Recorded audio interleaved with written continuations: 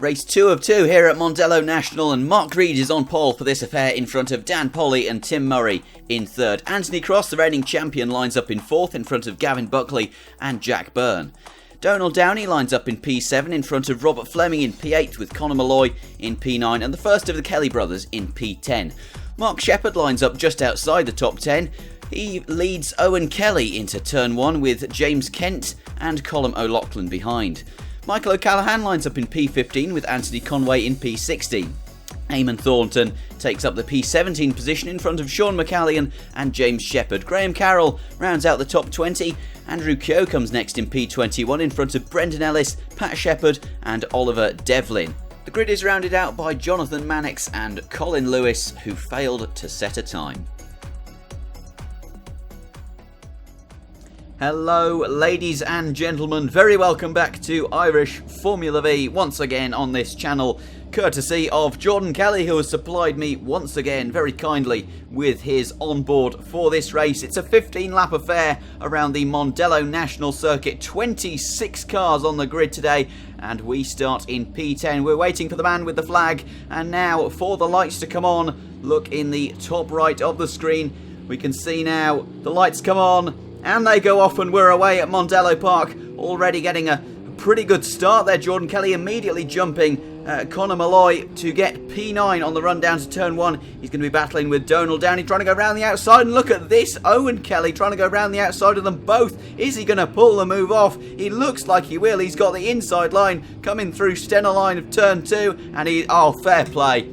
Fair play, he's got that move done, and that's hats off to Owen Kelly there, the brother of Jordan, and surely he's not going to go around the outside. Oh, he's gone around the outside of Gavin Buckley through turn 3. Is he going to manage to make it stick, or will Buckley get a good run on him? Oh my goodness me, what a sublime start there from Owen Kelly, up from P12. Surely he's not going to go. Oh, he's gone past, who's that? That's Robert Fleming as well. That's absolutely fantastic from Owen Kelly. Jordan not making up that many positions, just the one, but Owen Kelly having an absolute blinder of a start. He's already up to whatever position that is, P6-ish or something like that, I don't know, I can't count. We saw Gavin Buckley trying to go for a move up the inside of Robert Fleming there through Dunlop. He's got the slipstream down into turn 1, but Jordan Kelly trying to go around the outside of him through turn 1. Is he going to be able to pull the move off like his brother did on the lap previous? No, he's not. Gavin Buckley just holds on to that position, but it's too wide through turn 2, and the number 3 comes out first. There you have it, all the numbers here on lap 2 of 15. But Jordan does enjoy a good dive bomb around the outside, especially into turn 3. We saw that at this very race this time last year on the national circuit. Kelly constantly going for dive bombs around the outside. Goodness me, that was a very late defence there from Robert Fleming to fend off Gavin Buckley. And goodness, Jordan, please get this move done, because that would be, oh goodness me, the Kelly brothers are on fire when it comes to moves around the outside today. That was absolutely sublime. We're going to have to get a look at that on replay, as Robert Fleming going incredibly defensive through Dunlop, and well, that's really compromised his run on the start-finish straight. It's going to be a matter of who can outdrag the other, and it looks like it's going to be Kelly. Maybe Fleming just losing a bit of momentum there on the upshift. And Kelly, here we go, here's a replay of that move. Look at that very late defence there from Fleming, really cutting Buckley off, and then Kelly just grabs Watts between his legs and just holds on tight there. That was absolutely sublime from the man from Donegal through turn 4, of Ireland.ie. Some very funny names around Mondello Park. As we come on to lap 5 now, there's a yellow flag at turn 1 for a car off in the gravel traps. I think that's Donald Downey, who we passed on lap 1, but well, that shouldn't cause too many issues for Jordan Kelly. That's just gonna, oh my goodness me, look at that. Owen Kelly doing some kind of an audition for the Donegal rally of this year, getting all kinds of out of shape on the exit of Stena line there. And well, I mean, that was very well held from him, but he has ceded that position to his brother, who is now up into P6 from P10. And now as we cut on to the end of lap 8 and the start of lap 9, is the yellow flag still out? I don't think it is. No, it's not. So overtaking is allowed now into turn 1, and look at this. Look at the gaggle of cars in front of us now as we come through turn 2. This is turning into an absolutely fantastic race. Jordan Kelly in P6, and there's 4 cars in front of him. And this battle, oh goodness me, they're going side by side up in front. This battle is 5, 4, 3, 2, all the way up to P2. Dan Bolly is the one leading the race. He's absolutely blitzed the field. He has just disappeared into the distance, and it looks to be Jack Byrne heading up this train here, really hanging on for dear life on the end of lap 9 here. And oh goodness me, who's that who spun off? It looks to be, I think that was Pat Shepherd, one of the 3 Shepherds from the Nativity, and well, all of them are competing in this race. Jack Byrne really defending through Dunlop there. He's under a huge amount of pressure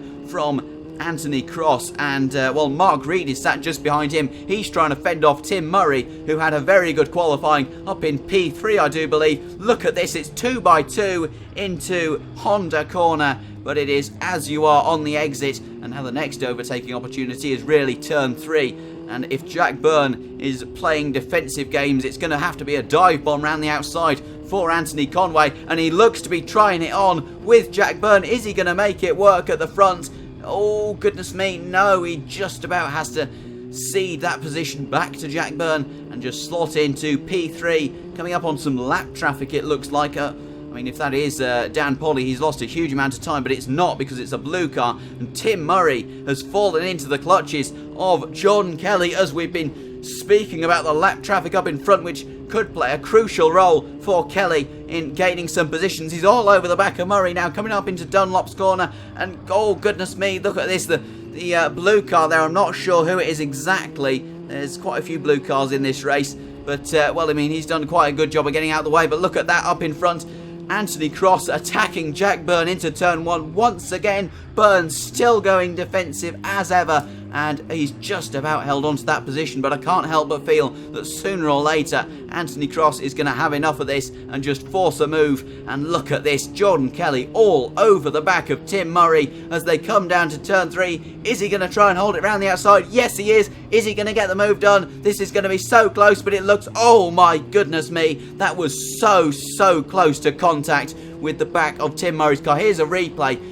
Goodness, I think there might have been a little bit of tyre-to-tyre contact there. Looked like a little bit of smoke appeared, but as, oh goodness me, look at that, Tim Murray's got that corner quite wrong. He's gone very wide on the exit, and that's gonna really hassle him through turn 5 and up to the run of the final corner of Dunlop's. Oh goodness me, there's been calamities up in front, and Jack Byrne, he slaps the wheel in frustration. I'm not sure what's happened there, ladies and gentlemen. I have to apologise for that. But he looks to have tangled with some back markers there. Not sure what happened. I think we might be able to get a replay later on in the race, hopefully. But that has promoted Jordan Kelly up into P4. And suddenly, this has become a very much tenable podium position for Jordan Kelly. All he has to do is pass one of the 2 cars in front of him. Anthony Cross, is he going to go for a move up the inside? He nearly did there, but he just had to back out of it. Mark Reed, 2 of arguably the fastest men in Ireland in Formula V's. And look at this. This is going to be so close as they come down into turn 4. Goodness me, this is ever so close.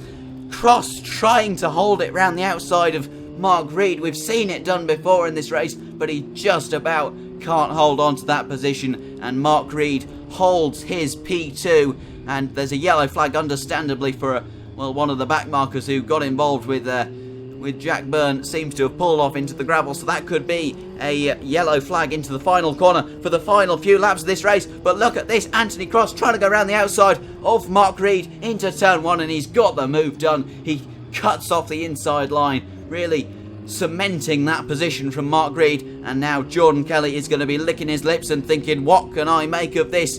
Through Stenaline they come. He's all over the slipstream of Mark Reed in front in the white machine. Oh goodness me, getting ever so close onto the entry of 3 there, and that was remarkably close. Mark Reed is in the same class as Jordan Kelly, both in the VW Spares B Championship. And, well, this is a battle for the class lead between these 2. Kelly trying to hold it around the outside. It's not going to work, just doesn't have the momentum there. Really, if you're going to make that move, you have to hope that the car in front has a poor run into turn 4. But Reed has had a terrible run out of turn 5 in a remarkable turn of events, but he's just about held on to that position. Kelly not brave enough on the brakes, it would seem, into Dunlop's.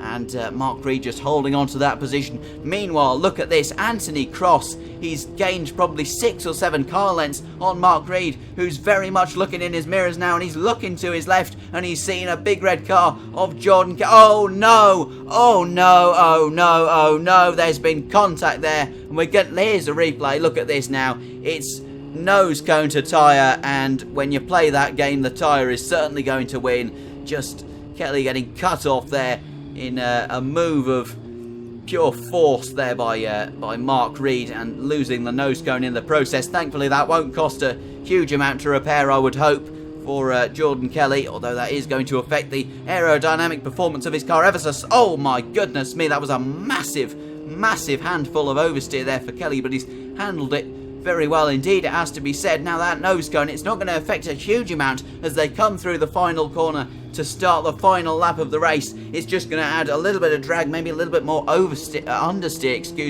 through the corners. But with the slipstream, that really shouldn't be an issue. But he's not going to be close enough, I don't think, to make a move into Honda corner on the final lap of the race. And no, he's not.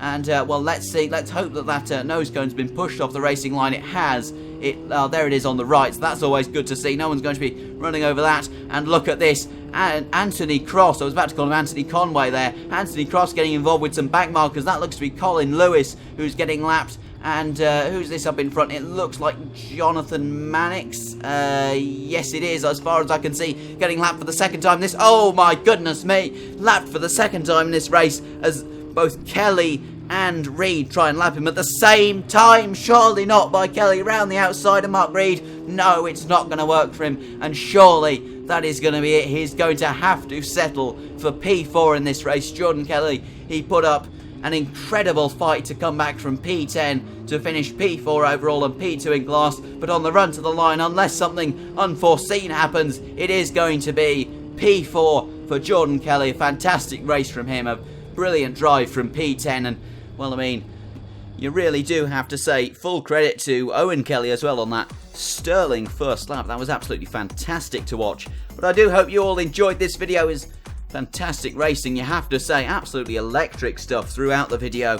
And, well, if you did enjoy the video, please do leave a like and feel free to subscribe. Link to Jordan's Instagram is in the description below. So please do go and like a few of his posts on there and tell him that I sent you. And make him feel loved and appreciated. But apart from that, my name's been Simon. I will leave you with the results to this championship round. And, well, that's all from me, and I will see you guys in the next video.